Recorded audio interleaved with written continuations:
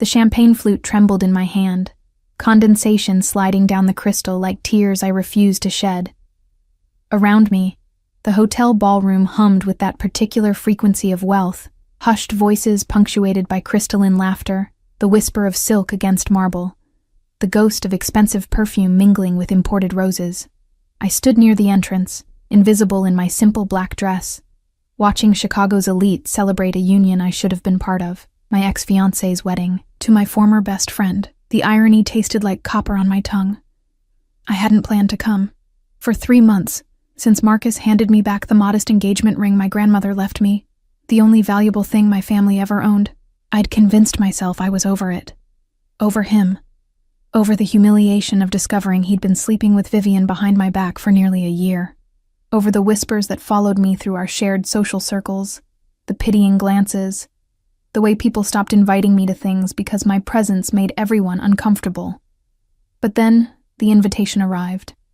Cream cardstock, embossed with gold lettering, my name written in elegant calligraphy that probably cost more than my monthly rent. Ms. Elena Reyes, we request the honor of your presence. Vivian's doing. I knew immediately. Marcus didn't have that kind of cruelty in him. He was merely weak, easily led. But Vivian, she wanted to see me broken, wanted to parade her victory, to watch me sit in those pews and witness her claiming everything that should have been mine. The smart thing would have been to throw it away. Stay home. Move on. Instead, I'd put on the one decent dress I owned, applied makeup with shaking hands, and took 3 buses across the city to the Meridian Grand Hotel, because some self-destructive part of me needed to prove I could survive it. I was such a fool. The ballroom doors opened wider, and guests began filtering toward their seats. I recognized most of them, Marcus's colleagues from the investment firm, Vivian's sorority sisters, the country club crowd who'd tolerated me when I was Marcus's fiancé, but forgot my name the moment we ended. I smoothed down my dress, suddenly aware of how cheap the fabric was, how the hem was slightly frayed, how I didn't belong here at all. Elena? I turned to find Marcus's mother, Patricia, gliding toward me in a cloud of Chanel and disapproval. Her eyes swept over me with the efficiency of an X-ray machine, cataloging every inadequacy. "I'm surprised you came," she said, her voice pitched just loud enough for nearby guests to hear. "Given the circumstances, how brave of you." The word brave landed like a slap. "I was invited," I managed, hating how small my voice sounded. "Yes. Well." Patricia's smile was all edges. "Vivian does have a generous spirit. Always has. I told Marcus from the beginning that you two weren't suited, but young men can be so blind to incompatibility." Her gaze dropped to my dress again, lingering on the department store label probably visible at the neckline. "I'm glad he finally saw sense. Vivian comes from the right sort of family, you understand." I understood perfectly. I was the daughter of a housekeeper and a mechanic who died when I was 16. My mother cleaned homes in the suburbs while I put myself through community college working double shifts at a diner. Marcus had been slumming when he dated me. His rebellious phase before settling down with someone appropriate, someone like Vivian, whose father owned half the city's real estate. "If you'll excuse me," I whispered, turning toward the ballroom. "The ceremony's about to start," Patricia called after me. "Your seat is in the back, the very back." Of course it was. I walked through those doors with my spine straight and my chin up, even as whispers followed me like wasps. The ballroom was obscene in its opulence. Crystal chandeliers dripping light onto silk-draped chairs, white roses exploding from golden vases, a string quartet playing something classical and melancholy in the corner. The guests were already seated, a sea of designer suits and cocktail dresses worth more than my yearly salary. And at the front, beside the flower-laden arch, stood Marcus. My chest tightened. He looked good. He always did. Tall, athletic, the kind of conventional handsome that opened doors. His tuxedo was custom-made, probably Italian. His dark hair was perfectly styled. He was laughing at something his best man said, completely at ease, entirely happy. He hadn't looked like that with me in months. I found my assigned seat, last row, aisle seat, positioned perfectly for a quick, unnoticed exit, and sank into it. The woman next to me shifted away slightly. As if failure might be contagious, I stared straight ahead, forcing my breathing to steady, reminding myself that in 2 hours this would be over. I could survive 2 hours. The music changed, shifting into the wedding march. Everyone stood. I stood too, my legs mechanical, my hands clenched at my sides, and then Vivian appeared. She was radiant. There was no other word. Her dress was a waterfall of ivory silk and lace, probably custom Vera Wang, her dark hair swept into an elegant updo, a diamond tiara catching the light. She moved down the aisle like she owned it, which, given her family's wealth, she probably did. Her smile confident, victorious. When she passed my brow, her eyes found mine. She winked. The gesture was so quick, so subtle, that no one else caught it. But I saw the triumph, the malice, the pure satisfaction of destroying me. My vision blurred. I blinked hard, refusing to cry, refusing to give her that satisfaction. But my chest was caving in, my throat closing, and I knew I couldn't sit through this ceremony. Couldn't watch them exchange vows, couldn't smile through the reception. Couldn't survive the inevitable moment when Vivian would corner me in the bathroom or by the champagne fountain to twist the knife deeper. I'd made a mistake coming here. As Vivian reached the altar and took Marcus's hands, I slipped out of my seat and moved toward the exit, keeping my steps quiet, my head down. No one noticed. Why would they? I was already a ghost. The hallway outside the ballroom was blessedly empty, all the hotel staff focused on the ceremony inside. I hurried toward the main lobby, my heels clicking against marble, my breathing coming faster. I just needed to get outside, catch a bus, go home. Forget this ever. I collided with something solid. Not something, someone. The impact knocked me backward, my heel catching on my dress. I stumbled, arms windmilling, certain I was about to fall and complete my humiliation. But a hand caught my elbow, steadying me with effortless strength. Careful. The voice was low, accented with something European I couldn't place, and it sent an inexplicable shiver down my spine. I looked up. And up. The man towering over me was not someone who should exist outside of magazines or movies. He was tall, easily 6'3" or 6'4", with the kind of build that suggested violence held barely in check. His suit was black, perfectly tailored, probably worth more than my car. Everything about him screamed money, but not the cheerful, ostentatious wealth of the wedding guests inside. This was different, darker, dangerous. His face was all sharp angles, strong jaw, high cheekbones, a nose that had been broken at least once. His hair was dark, pushed back from his forehead, and his eyes.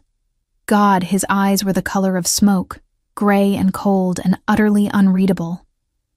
They fixed on me with an intensity that made my breath catch. "I'm sorry," I stammered, pulling away from his grip. "I wasn't watching where You're crying." It wasn't a question. I reached up, shocked to find my cheeks wet. When had I started crying? "I'm fine," I lied, wiping at my face. "Sorry, excuse me." I tried to move past him, but he didn't step aside. Behind him, I noticed for the first time, stood 2 men in dark suits. They weren't hotel staff. Their posture was too alert, too watchful, their eyes constantly scanning the hallway. Security. Private security. Who was this man? "The wedding," he said, glancing toward the ballroom doors. "You were inside." "I was leaving." I clutched my small purse tighter. "Please, I just need to—" "Your ex-fiancé's wedding?" The question froze me. How could he possibly know that? He must have read the confusion on my face because something that might have been amusement flickered in those gray eyes. "You have the look of someone attending their own funeral, and you're leaving before the vows." His gaze traveled over me, clinical, assessing. The rejected bride. Heat flooded my cheeks. "I don't know who you are, but Dante." He extended his hand. Dante Salvatore. The name meant nothing to me, but the way he said it, like he expected recognition, made my stomach clench. I didn't take his hand. "I really need to go," I said. "To where? Home?" He tilted his head slightly. "Or are you going to stand outside in the cold, wait for your bus, and spend the next year remembering this as the moment they broke you completely?" The words hit like bullets, because he was right. That's exactly what would happen. "What do you want?" I asked, my voice cracking. Dante Salvatore smiled then. a slow, predatory curve of his mouth that did nothing to warm those cold eyes. "I want to offer you an alternative," he said. "How would you like to go back into that wedding as someone else entirely? Someone they can't touch, can't humiliate, can't destroy." I stared at him. "What are you talking about?" "I'm talking about revenge, Elena." He said my name like he'd known it all along. "The kind that will haunt them forever. Are you interested?" Every instinct screamed at me to run. This man was danger incarnate. I could feel it radiating from him like heat from flames. Whatever he was offering, it couldn't be real, couldn't be safe. But God help me. I wanted it. "How?" I whispered. His smile widened, and I felt the world tilt beneath my feet. "Marry me." The logical part of my brain, the part that had gotten me through community college while working full-time, the part that balanced my mother's medical bills and grocery money, the part that survived Marcus's betrayal, was screaming at me to walk away, marry a complete stranger, a man whose name I didn't even recognize, whose eyes held secrets dark enough to drown in, whose mere presence made the air feel thinner. Insanity. But the other part of me, the part that had been humiliated, discarded, made invisible, that part whispered, "Why not?" "You're insane," I said, but my voice lacked conviction. Dante's expression didn't change, perhaps. "But you're still standing here, which means you're considering it. I don't even know you. You could be a—" I gestured helplessly at him, at the two silent men flanking him like sentries. "A criminal, a psychopath, all distinct possibilities," he agreed, maddeningly calm. "But right now, in this moment, I'm the only person offering you a way out of your humiliation. So the question isn't who I am, Elena.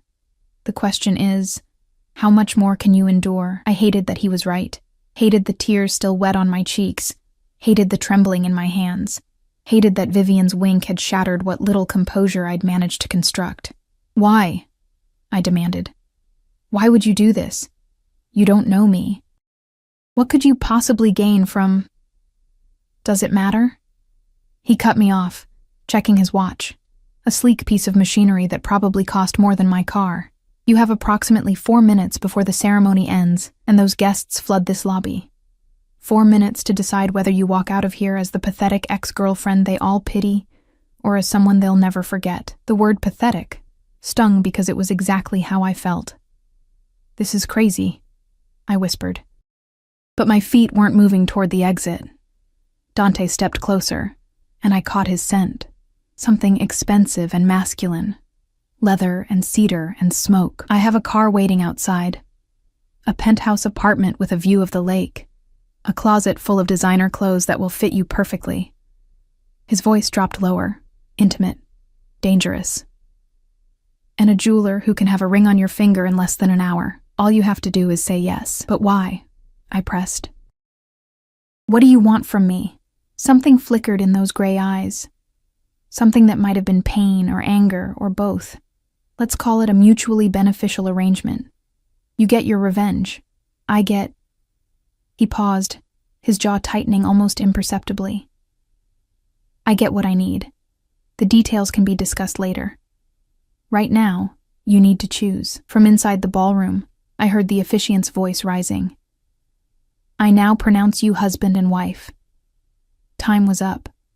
I thought of Vivian's triumphant smile, Patricia's casual cruelty, the whispers that would follow me for months, years, the weight of being the woman who wasn't good enough, who never would be good enough, who deserved to be replaced. I thought of going home to my studio apartment, crawling into bed, and spending the rest of my life as a cautionary tale. And then I looked at Dante Salvatore, this stranger with his dangerous eyes and impossible offer, and made the most reckless decision of my life. Yes. The word barely left my lips before Dante was moving. He turned to one of his security men. "Call Romano. Tell him we need everything ready in 45 minutes. The penthouse, the jeweler, everything." To the other, "Bring the car around. Back entrance." Both men nodded and disappeared with military efficiency. Dante took my elbow, his grip firm but not painful, and guided me down a side corridor away from the lobby. "We'll need to move quickly. Once the ceremony ends, they'll be taking photos, then the receiving line. We have maybe 30 minutes before the reception starts. Wait. I dug my heels in, forcing him to stop. 30 minutes? You want to get married in 30 minutes? No. He looked at me like I was being deliberately obtuse. We'll get married tomorrow. Tonight, we're simply creating the appearance that we already are. A ring, the right clothes, the right attitude. No one will question it if we sell it properly. My head was spinning.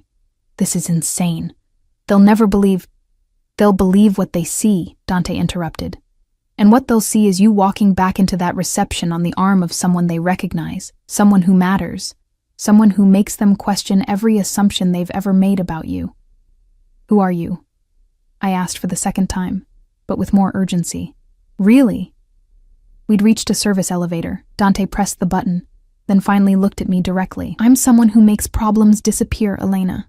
Someone who controls territories from here to the East Coast. Someone your ex-fiancé and his new bride will recognize the moment I walk into that ballroom. His voice was matter of fact, like he was discussing the weather. I'm someone they'll fear. The elevator dinged. The doors opened. I couldn't say it. Couldn't process it. Yes. He stepped inside, waiting for me to follow. Now, are you coming, or would you prefer to face them alone? I stepped into the elevator. The descent was silent except for the mechanical hum.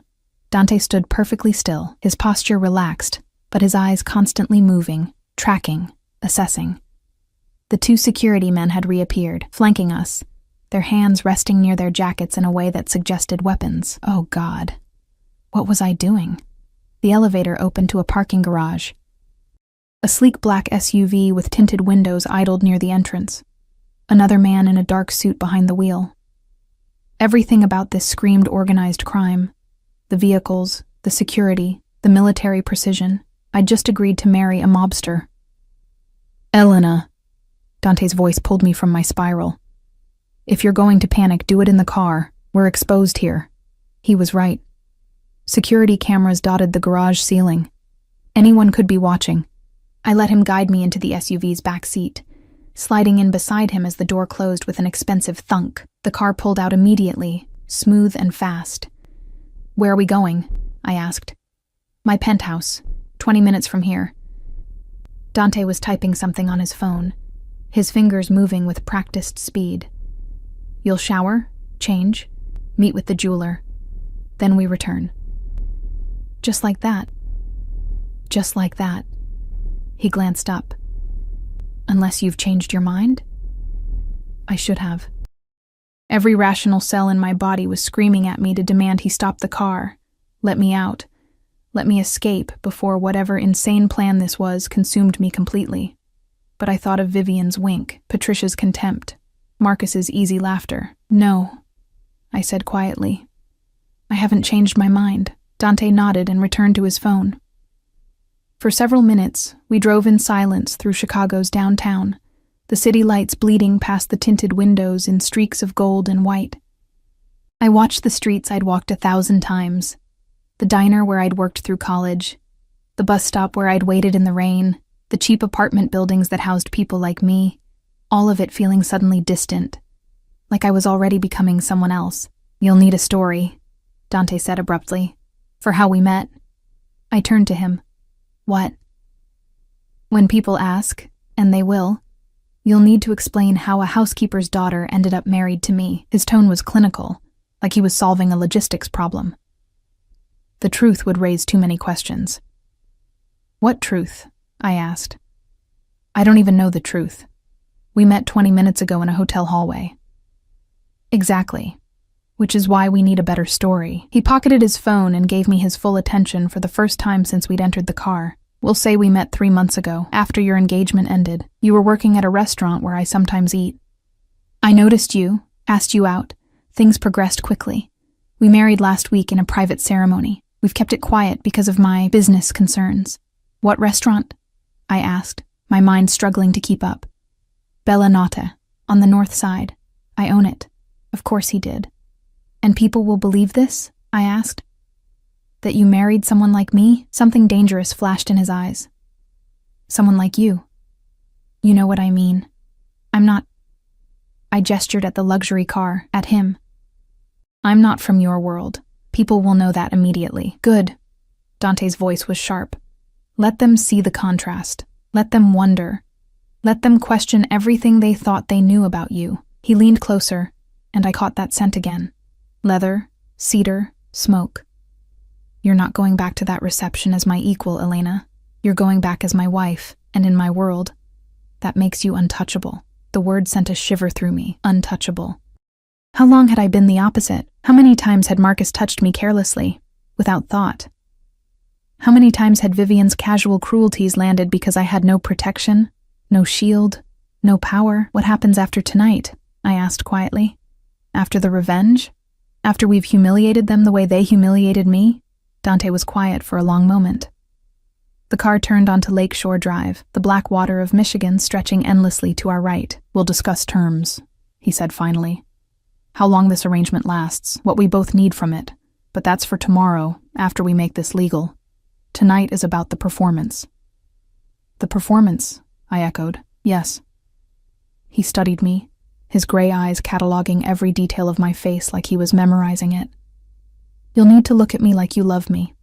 Touch me like you can't help yourself. Smile like I've given you everything you've ever wanted. His voice dropped.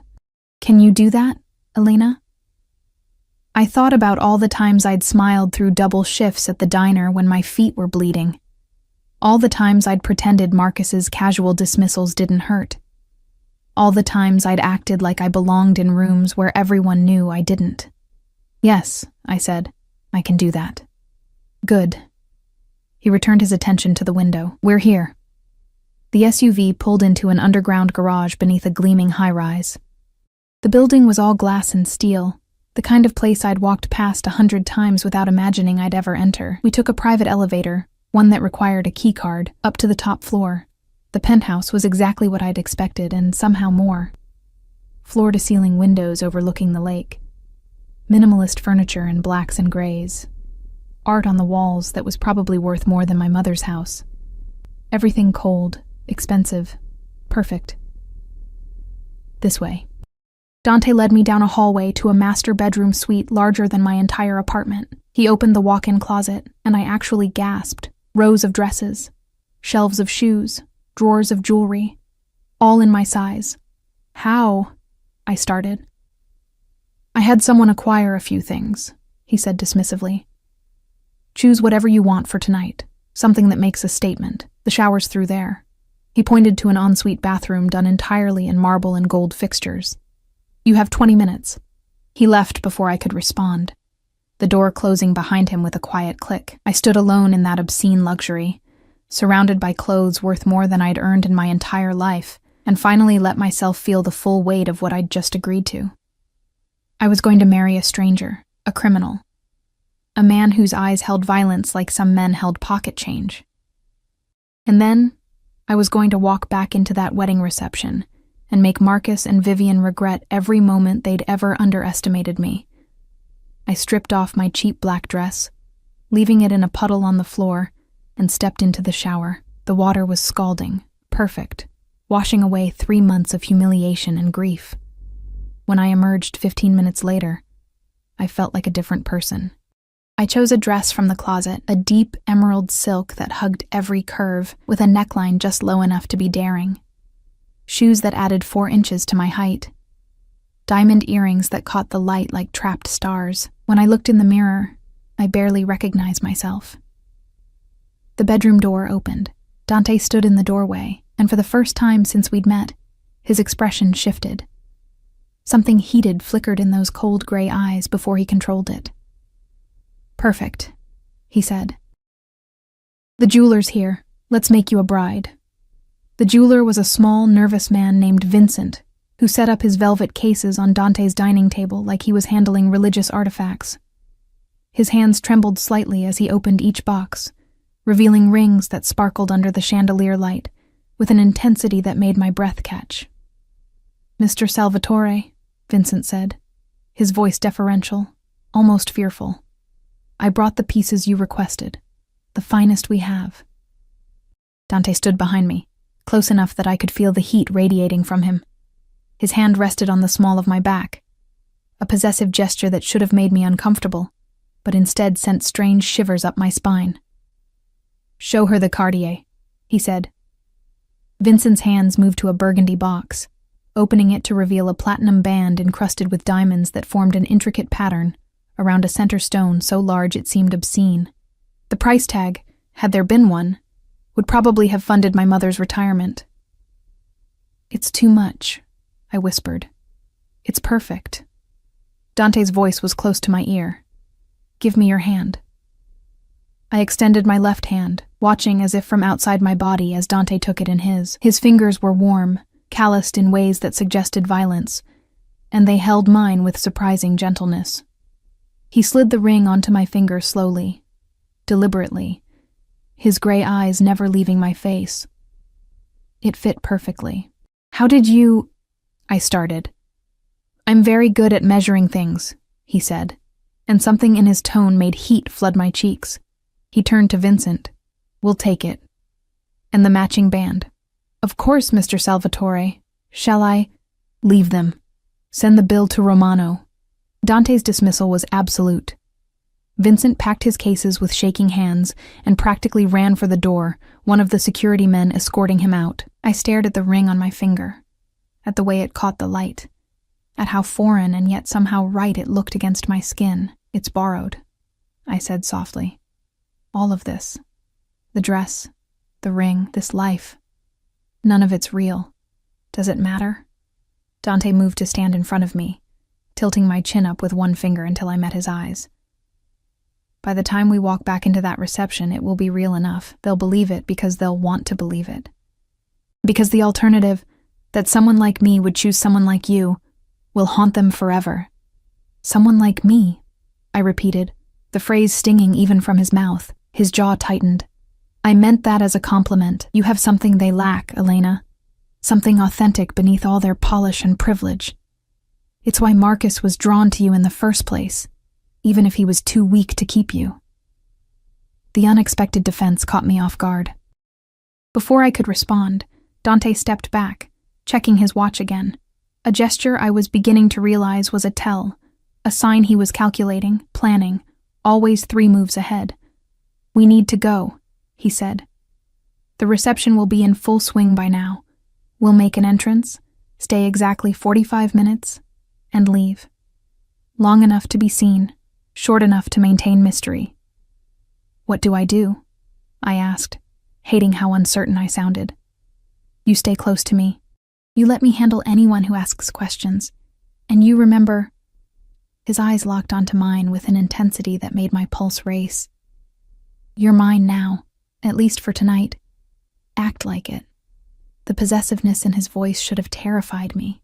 Instead, it felt like armor. The drive back to the Meridian Grand Hotel took 20 minutes. Dante spent it briefing me on people I might encounter. Names, positions, relationships. He rattled off information with the precision of someone who made it his business to know everyone's secrets. "Patricia Aldridge will try to corner you," he said. "Don't engage. I'll handle her." "Marcus's mother." "Yes. She's connected to several families I do business with. She'll recognize me immediately." A cold smile played at his lips. "She'll also recognize what it means that you're with me." "What does it mean?" I asked. Dante turned those gray eyes on me. "It means you're protected, untouchable. Mine." He said the last word like a brand. "In my world, Elena, that's not something given lightly. People will understand the implications." The SUV pulled up to the hotel's main entrance. Through the tinted windows, I could see guests milling about in the lobby. The same people who'd watched me slink away in shame less than 2 hours ago. My hand started shaking. Dante's hand covered mine, stilling the tremor. "Breathe," he commanded softly. "Remember why we're doing this." I thought of Vivian's wink, Patricia's cruelty, the humiliation burning in my chest like acid. "I'm ready," I lied. "Good." He squeezed my hand once, then released it. "Stay close. Don't speak unless I tell you to. And Elena?" He waited until I looked at him. "Don't let them see fear. Ever." The driver opened my door. Dante exited first, then extended his hand to help me out. a gesture so natural, so proprietary, that several people in the lobby immediately turned to look. I took his hand and stepped onto the red carpet in my borrowed emerald dress and impossible shoes, the diamond ring heavy on my finger, my heart hammering so hard I was certain everyone could hear it. Dante's arm slid around my waist, pulling me against his side.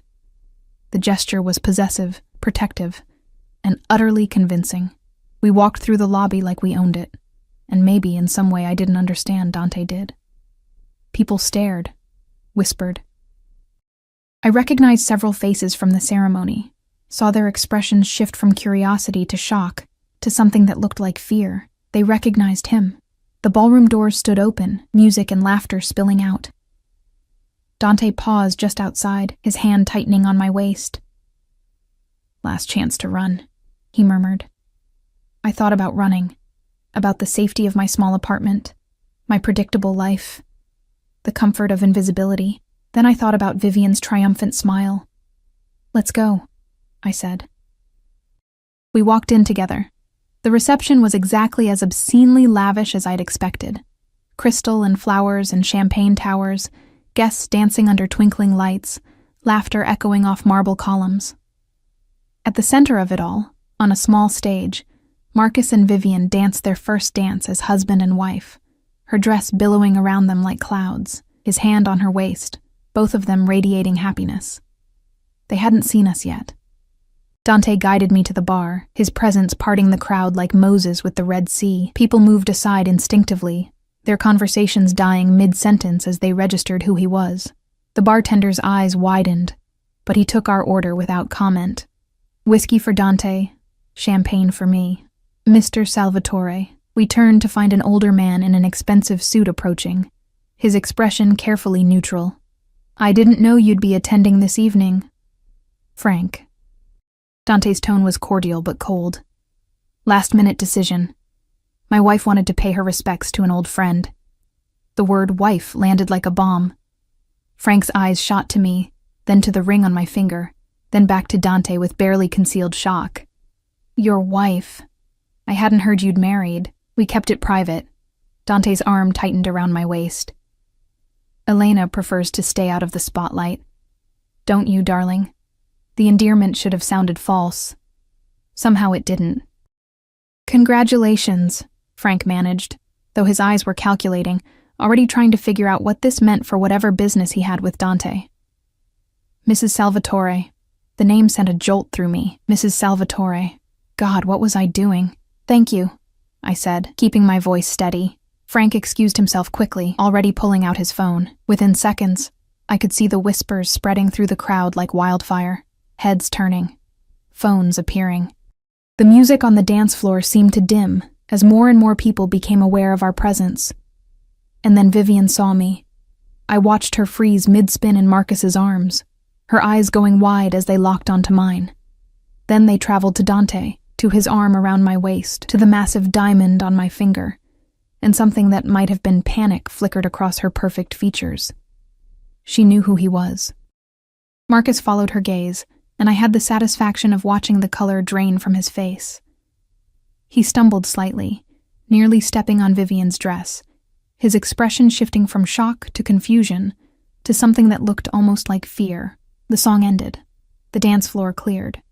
And Vivian, ever the performer, plastered on a brilliant smile and made her way toward us, Marcus trailing behind like a reluctant shadow. "Elena!"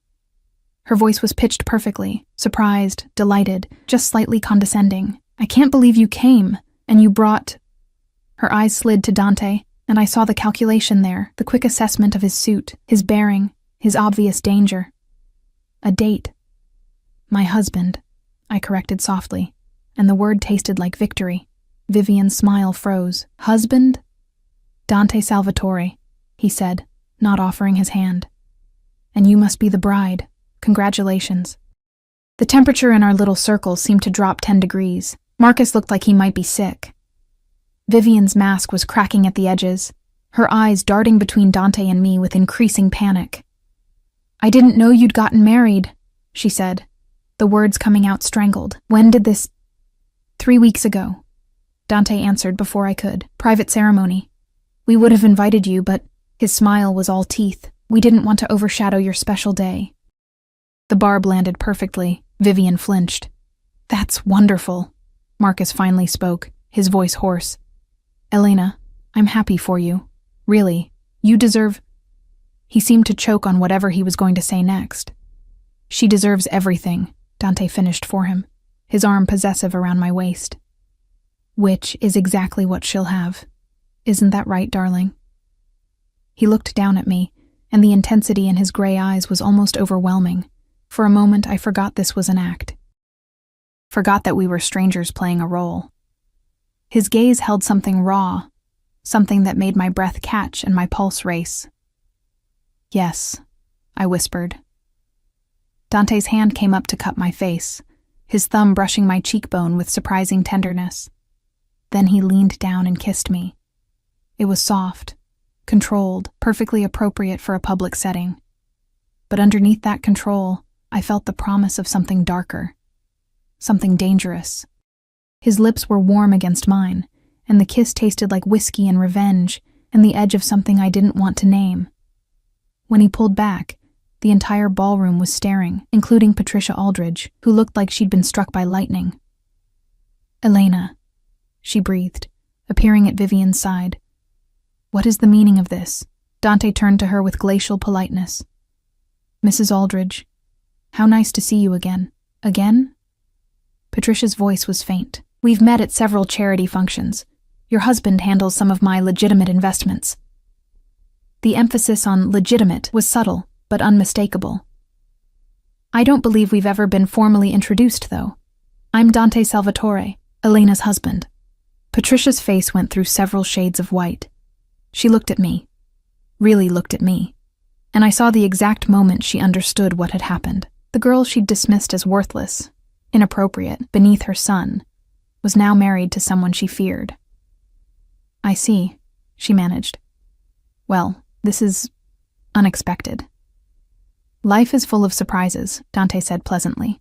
"If you'll excuse us, I'd like to dance with my wife." He guided me toward the dance floor before anyone could respond, leaving Patricia, Vivian, and Marcus standing frozen in our wake. The dance floor felt like a stage, every eye in the ballroom tracking our movement as Dante pulled me into his arms.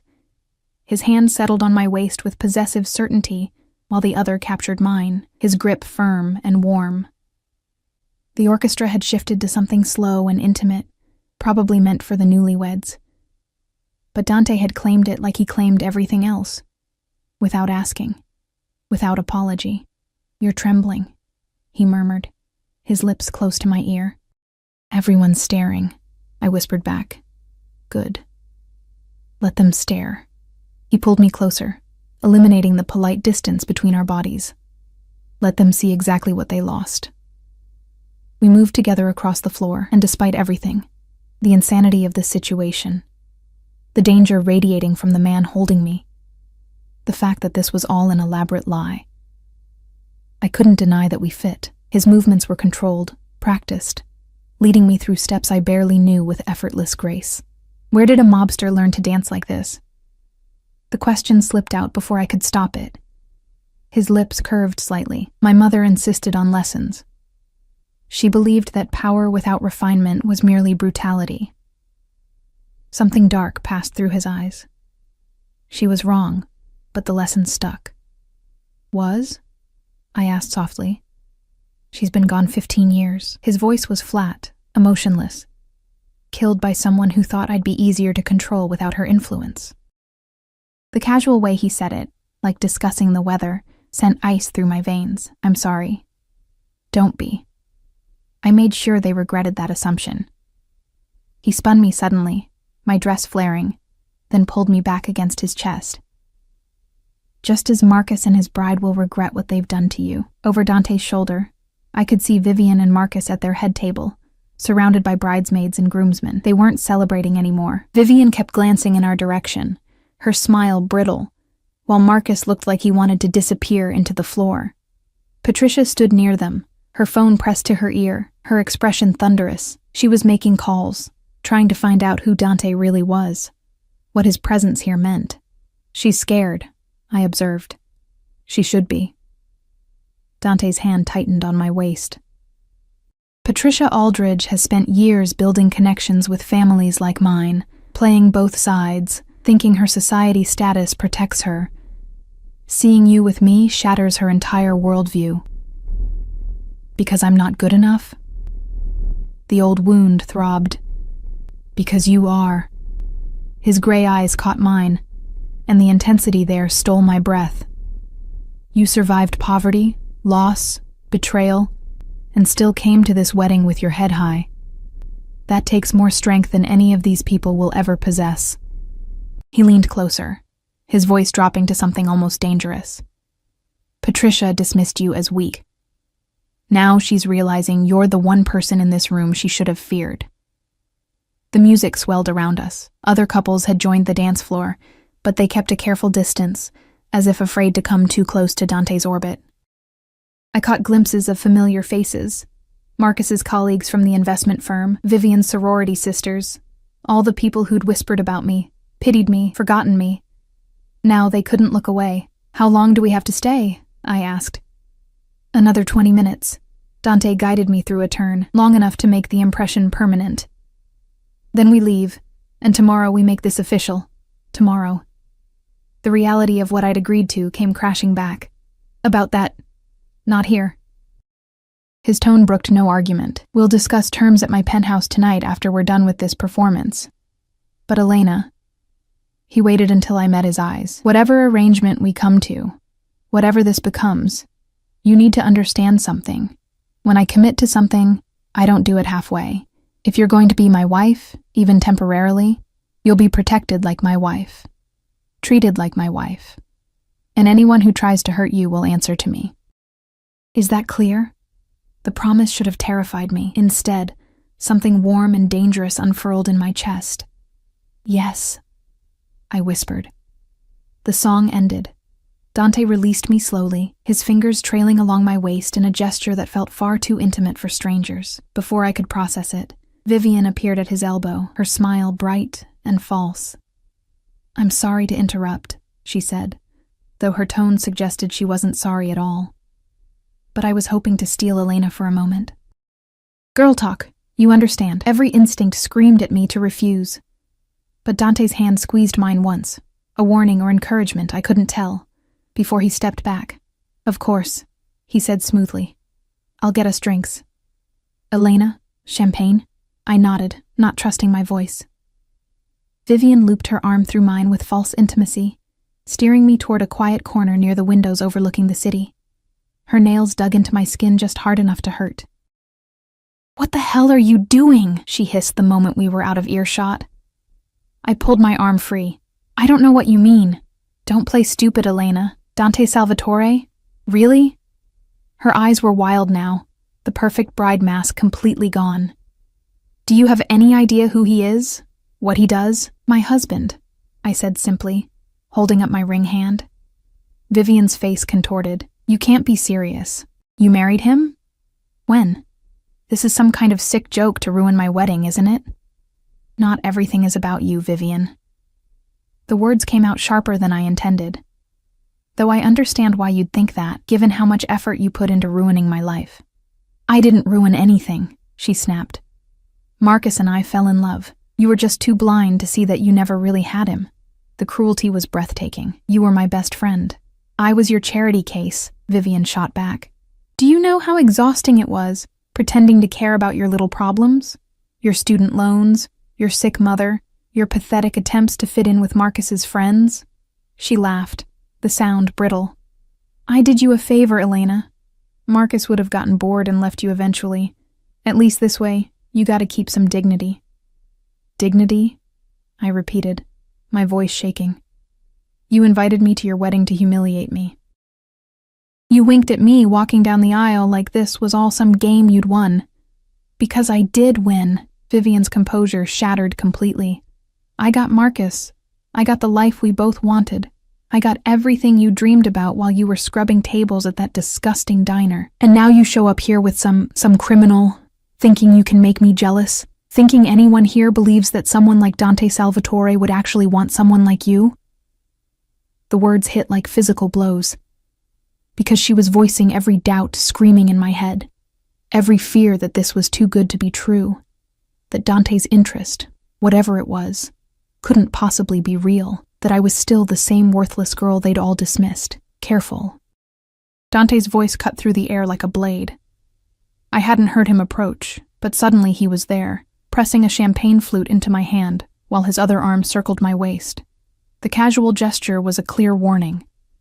Vivian paled. "Mr. Salvatore, I didn't mean—" "Yes, you did." His voice was pleasant, conversational, and absolutely terrifying. "You meant every word, which is why I think it's important to clarify something."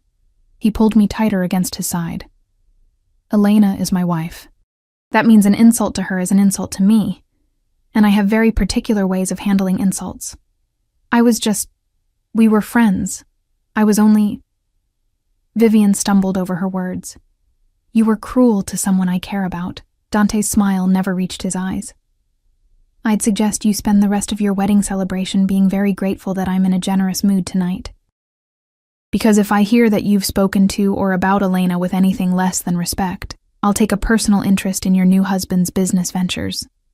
I understand he just made partner at Whitmore and Associates?" Vivian's face went chalk white. "Yes. Interesting firm. They handle several accounts connected to families I work with.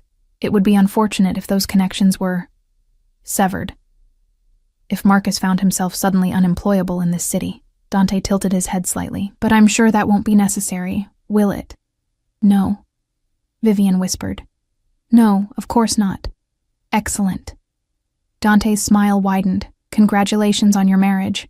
I hope you both find exactly what you deserve." The threat embedded in those words was unmistakable. Vivian fled back toward Marcus without another word, her designer dress trailing behind her like a funeral shroud. I stared up at Dante, my hands shaking around the champagne flute. "You didn't have to." "Yes, I did." His expression softened slightly.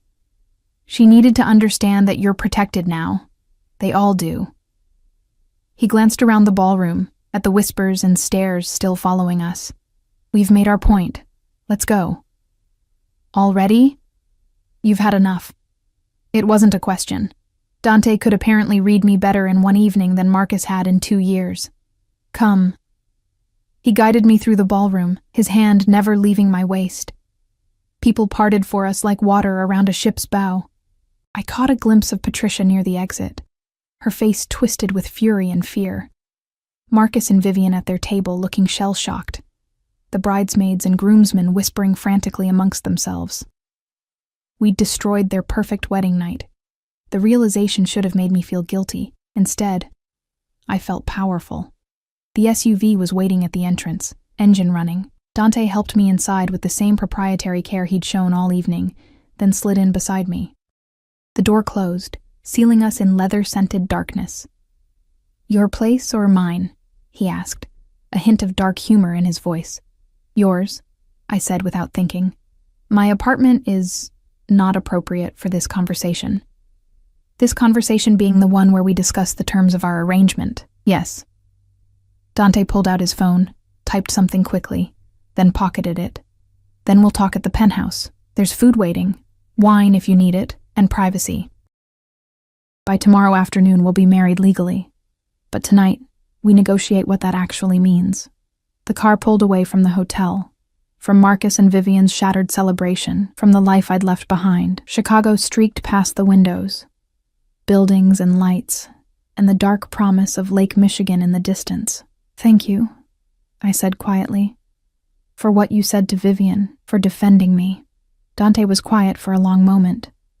When he finally spoke, his voice was rougher than usual. "No one talks to you like that, not anymore. Not while you're mine. But I'm not really yours," I said. "This is just an arrangement, a performance." He turned to look at me then, and something in his expression made my breath catch. "Is it?" he asked softly. Because from where I'm sitting, Elena, the performance felt remarkably real.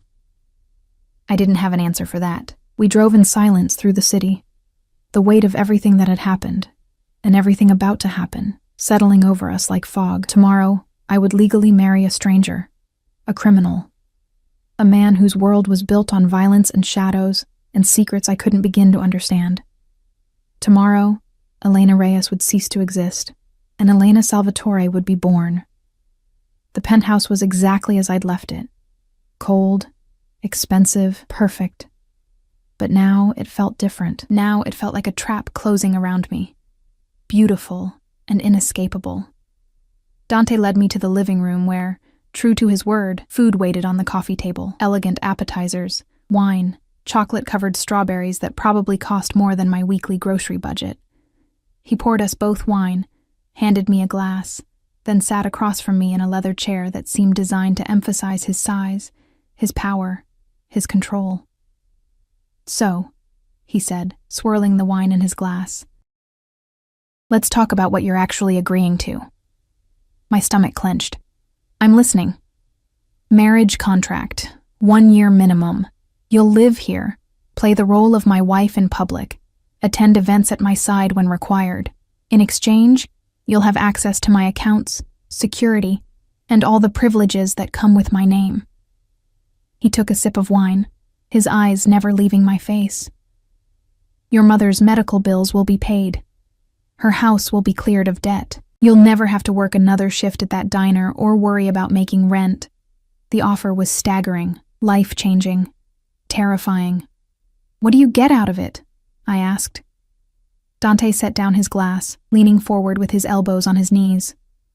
"Legitimacy, respectability, the kind of image that makes prosecutors think twice before investigating me." His jaw tightened.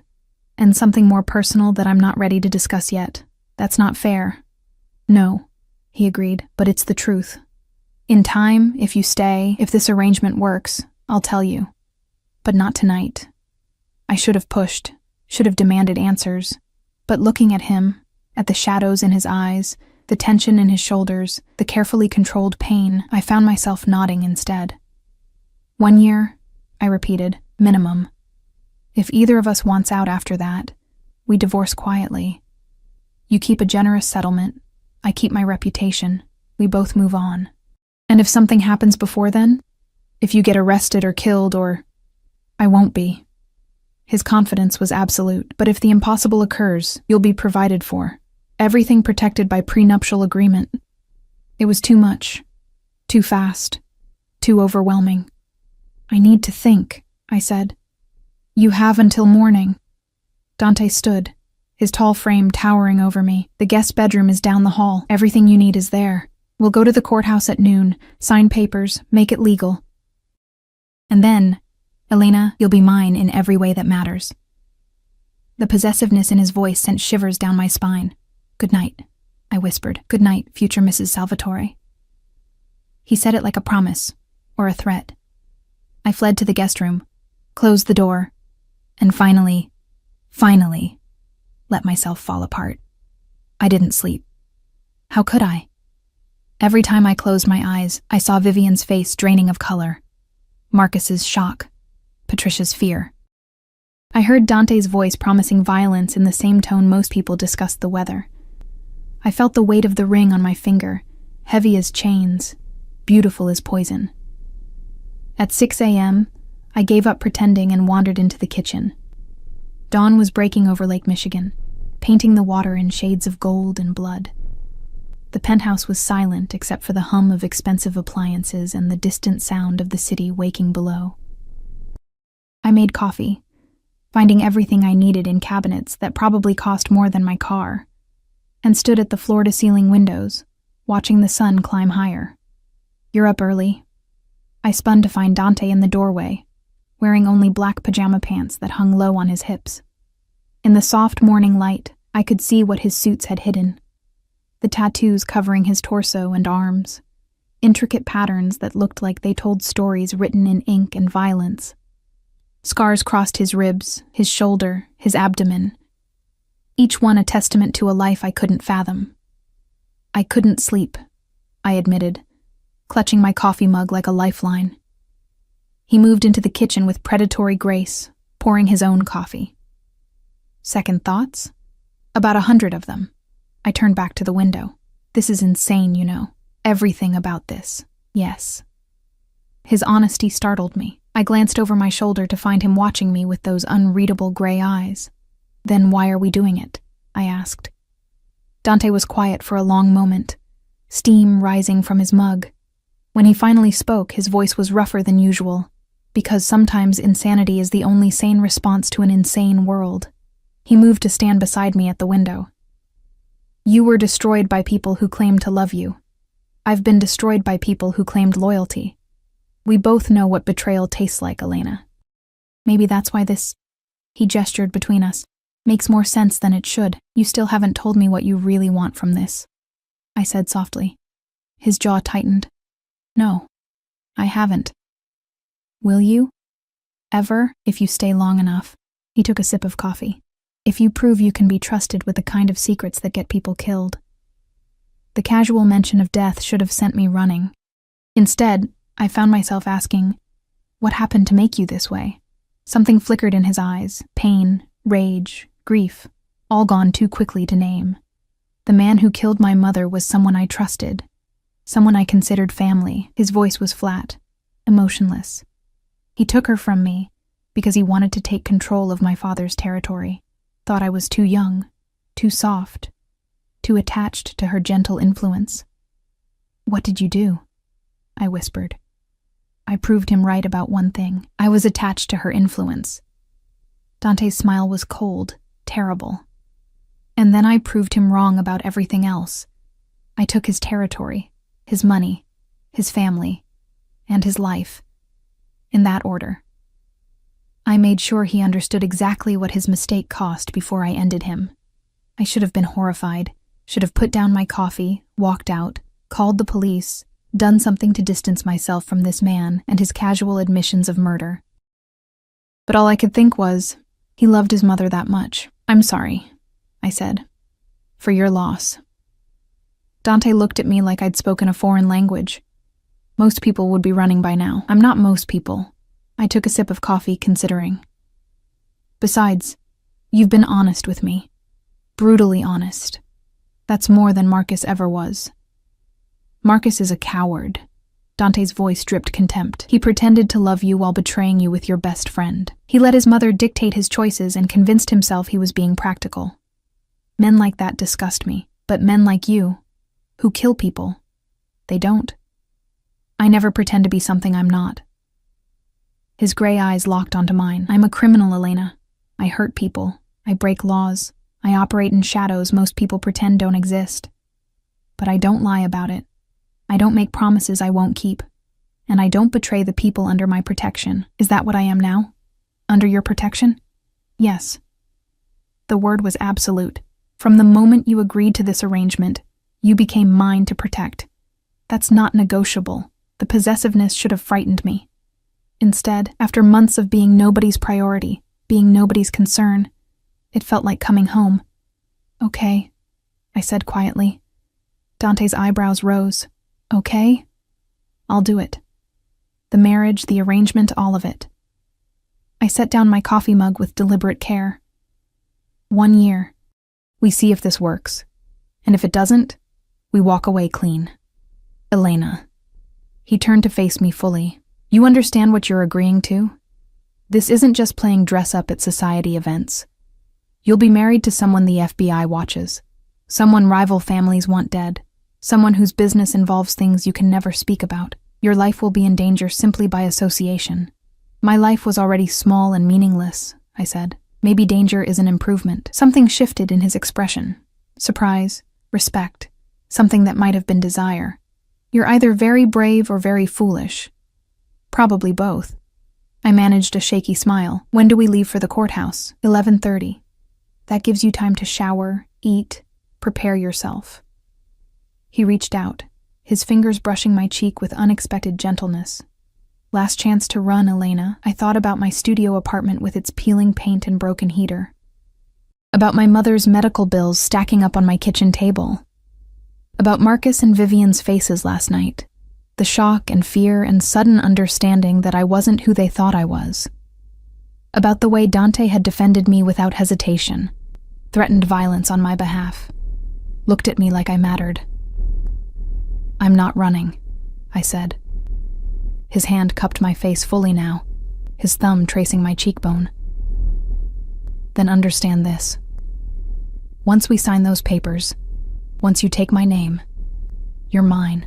Not just for show, not just for appearances. Mine. Can you handle that? Every rational part of my brain was screaming warnings, but the part that had survived poverty and loss and betrayal, the part that had walked into that wedding reception with my head high despite everything, that part whispered, "Yes, yes," I said aloud.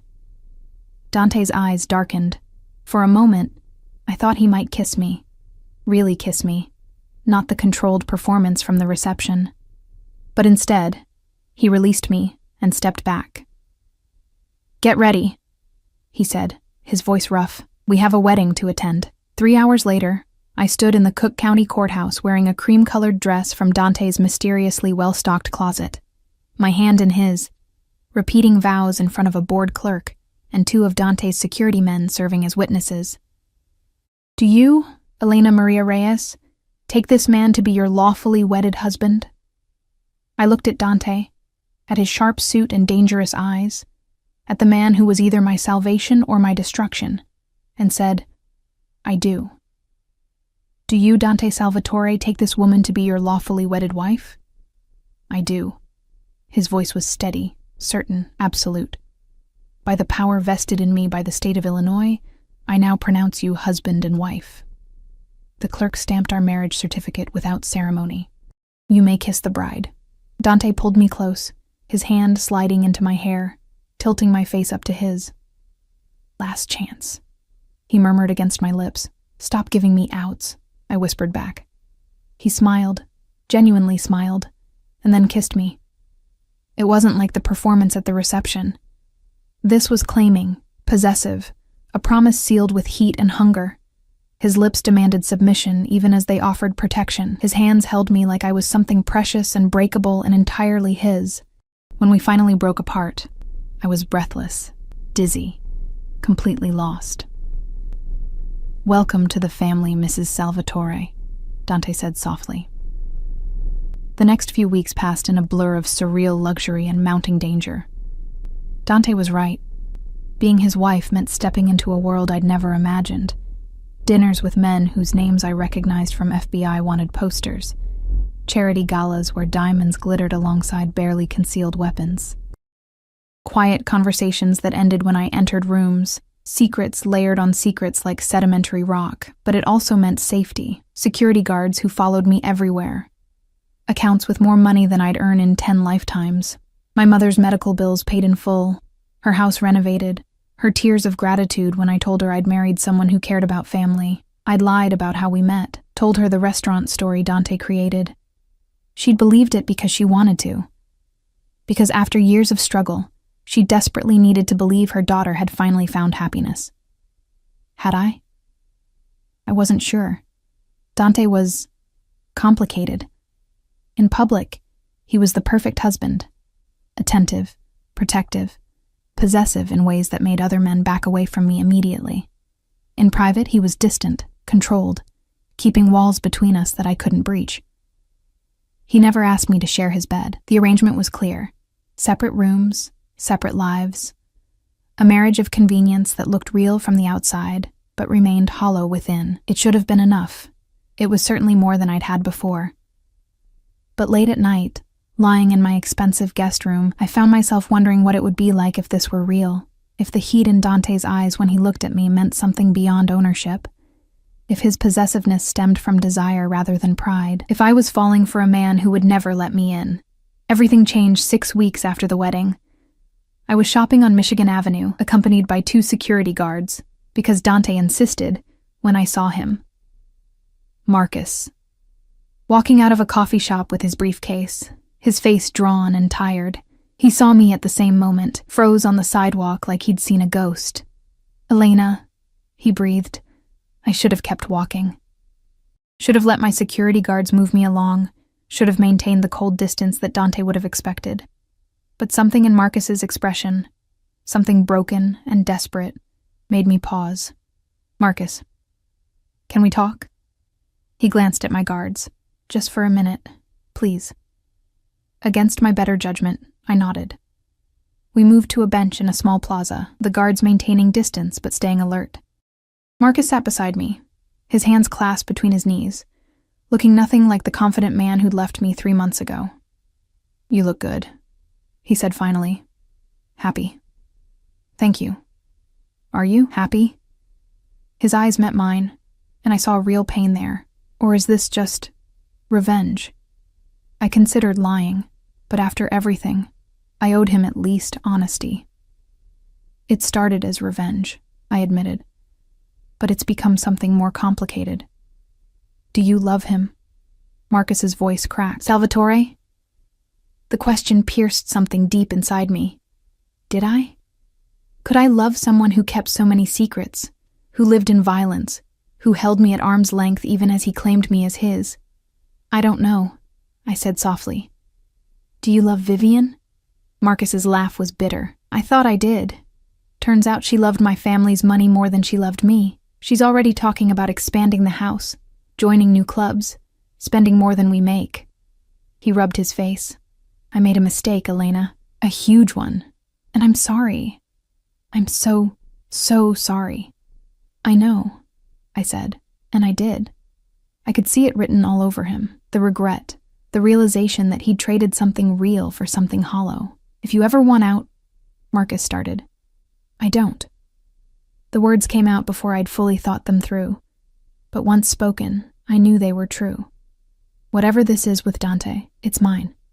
I chose it. I'm choosing it. Marcus nodded slowly. "He'll hurt you eventually.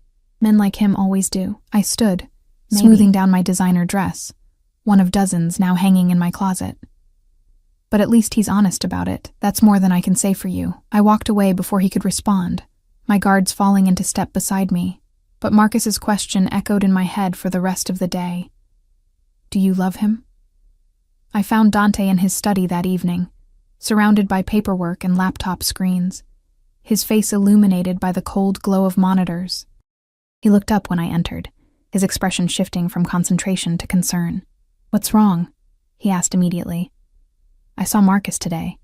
Dante's entire body went still. "Dangerous. Did he touch you?" "No. We just talked." I moved into the room, drawn by something I couldn't name. "He asked if I loved you. And?" Dante's voice was carefully neutral, but I saw tension in his shoulders, in the way his hands gripped the desk. I didn't know what to tell him. I stopped in front of the desk, meeting those gray eyes that had haunted my dreams for weeks. "Because I don't know what this is. You've given me everything. Safety, security, revenge, a life I never dreamed of. But you won't let me in. You won't tell me what you really want from this. You won't. I want you." The words exploded from him like they'd been held back too long. "I've wanted you from the moment I saw you crying in that hallway, looking broken and beautiful and so fucking strong despite everything they'd done to you." I stared at him, shocked into silence. Dante stood, moving around the desk with predatory grace. "You think this was just about legitimacy? About image?" He laughed, the sound harsh. "I have a dozen ways to improve my reputation, Elena. I didn't need to marry you for that. Then why?" "Because 6 months ago, I lost someone." His voice went rough. "My younger sister. She was killed by a rival family as a message to me. She was innocent, good, everything I'm not. And when she died, something in me died too." My chest tightened. "Dante, I was going to that wedding to finalize a business deal with Patricia Aldridge's husband. Nothing more. But then I saw you, running from your pain, broken by people who should have protected you. And I saw Sophia in you. That strength, that refusal to be completely destroyed, even when you had every right to give up." His hand came up to cup my face. "I wanted to save you the way I couldn't save her. Wanted to give you the protection I failed to give Sophia. That's what I get from this arrangement, Elena. The chance to do right by someone who deserves it." Tears burned my eyes. "That's why you knew my size, why the closet was stocked. You had someone research me. The moment I saw you, I had Romano find out everything, who you were, what you'd lost, what you needed." His thumb brushed away a tear. "I knew you'd say yes, because I knew how badly they'd hurt you. And I knew I could give you the revenge you deserved while keeping you safe. It was supposed to be simple. What changed? I whispered. You. His forehead rested against mine. You were supposed to be a project, a way to assuage my guilt. But you became something else, something I didn't expect, and now I don't know how to keep you at arm's length anymore. Then don't. I pulled back enough to meet his eyes. Stop protecting me from yourself, Dante. I chose this. I choose you. Whatever that means. It means danger, he warned. It means violence and secrets and a life where one mistake could get you killed. It also means not being alone anymore. I pressed my hand over his heart, feeling it hammer beneath my palm. It means being seen, being valued, being chosen. That's worth the risk. Dante's control shattered. He kissed me like he was drowning and I was air, his hands tangling in my hair, his body pressing me back against the desk. This wasn't performance or possession. This was hunger, need, desperation held back for too long. When we finally broke apart, both breathless, he pressed his forehead to mine again. I can't promise you safety, he said roughly. I can't promise you normal, but I can promise you this. You'll never be invisible again. You'll never be dismissed or discarded or treated like you don't matter. Because you matter to me, Elena, more than you should. More than is smart. Then we're both fools, I said, smiling through tears.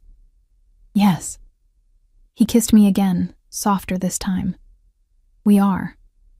6 months later, I stood at another window overlooking Lake Michigan, watching the sun set over the city that had once represented all my broken dreams. So much had changed. My mother was healthy, living in a renovated house with a garden she'd always wanted. Marcus and Vivian had divorced. His firm had mysteriously lost several major clients, and the financial strain proved too much for their shallow marriage. Patricia Aldridge no longer spoke to me at social events, which suited me perfectly, and Dante. Strong arms wrapped around me from behind, pulling me back against a solid chest. I leaned into Dante's embrace, his lips finding the sensitive spot below my ear. What are you thinking about? He murmured. How strange life is, I said. A year ago, I was invisible, disposable. Now I'm married to the most dangerous man in Chicago, and somehow I've never felt safer. You are safe. His arms tightened possessively. Anyone who threatens you dies. It's that simple. I should have been horrified by the casual promise of murder. Instead, I turned in his arms, wrapping mine around his neck. I love you, I said. Simple, true, terrifying. Dante's expression softened in ways he only allowed when we were alone. I know. I've known for months. I was just waiting for you to figure it out. Arrogant, I accused, but I was smiling. Accurate. He kissed me slowly, thoroughly. I love you too, Elena Salvatore. More than I thought I was capable of loving anyone. You saved me as much as I saved you. We saved each other, I corrected. Yes. His smile was genuine, warm, the expression I'd learned to treasure because he shared it so rarely. We did. Outside, the city glittered with lights, each one representing a life, a story, 1,000 possibilities. Somewhere out there, Marcus was learning to live with his regrets. Vivian was scrambling to maintain her status without his family's money. Patricia was coming to terms with the fact that the girl she'd dismissed now held more power than she'd ever imagined.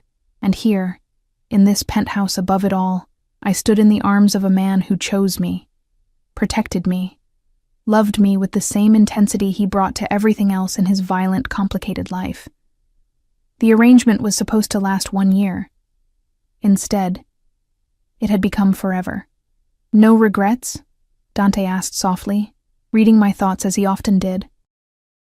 I thought about the woman who'd walked into that wedding 6 months ago, broken, invisible, desperate for anything to ease the pain.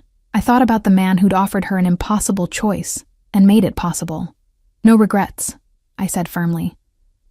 This is exactly where I'm supposed to be. Dante kissed me again, and in that kiss was every promise he'd made and kept. Protection, possession, love wrapped in violence and sealed with truth. We were both damaged, both dangerous in our own ways, both exactly what the other needed. The girl Marcus dismissed had become a queen in the underworld, and she'd never been happier.